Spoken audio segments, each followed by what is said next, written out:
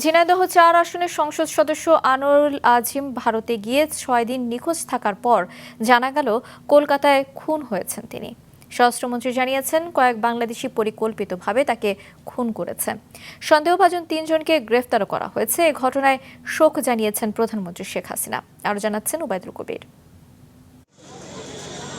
গত ১২ই মে চিকিৎসার জন্য দর্শনা গেদে সীমান্ত হয়ে ভারতে যান পরপর ৩বারের সংসদ সদস্য আনোয়ারুল আজিম। আজ সকালে জানা যায়, কলকাতার নিউ টাউন এলাকার একটি বাসায় খুন হয়েছেন তিনি। এই ঘটনা জানার পরপরই পুলিশের মহাপরিদর্শক ডিবি প্রধান সহ পুলিশের ঊর্ধ্বতন কর্মকর্তারা জরুরি বৈঠকে বসেন স্বরাষ্ট্রমন্ত্রী আসাদুজ্জামান খান কামালের বাসায়। বৈঠক শেষে ব্রিফিংয়ে স্বরাষ্ট্রমন্ত্রী জানান, ভারতে পরিকল্পিতভাবে হত্যা করা হয়েছে আনোয়ারুল আজিমকে। তাকে পরিকল্পিতভাবে খুন করা হয়েছে এবং এই খুনের মোটিভ কারা কারা খুন করেছিলেন এই সব তথ্যই আমাদের ভারতীয় পুলিশ কাজ করছে, আমাদের পুলিশও কাজ করছে। যারা খুন করেছেন কিংবা খুনের সঙ্গে সম্পৃক্ত ছিলেন আমরা যা সন্দেহ করছি এবং তাদের থেকে যা আমরা তথ্য পেয়েছিলাম সেই তথ্য অনুযায়ী তাদের মধ্যে থেকে আমরা ৩ জন অপরাধীকে আমাদের পুলিশ ধরেছে।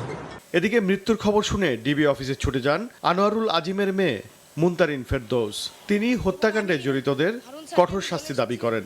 যাদের ধরা হচ্ছে বা ধরা হয়েছে, যাদেরকে এখনো ধরার পরিকল্পনা চলছে, তাদেরকে আমি ধরতে বলেছি এবং আমি সহযোগিতা চাচ্ছি তাদের ধরুক, তাহলে অবশ্যই কোনো না কোনো কিছু বেরিয়ে আসবে। আমি আমার বাবার হত্যার বিচার চাই এবং আমি নিজে স্বচক্ষে আমি দেখতে চাই আমাকে গাড়া এতিম করলো, কেন করলো এভাবে।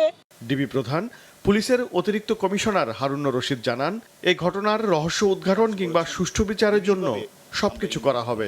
পার্লামেন্ট মেম্বারকে যেভাবে বাংলাদেশের কিছু অপরাধীরা যেভাবে নৃশংস হত্যা করেছে, আমরা কয়েকজনকে আইনের আওতায় নিয়ে আসছি।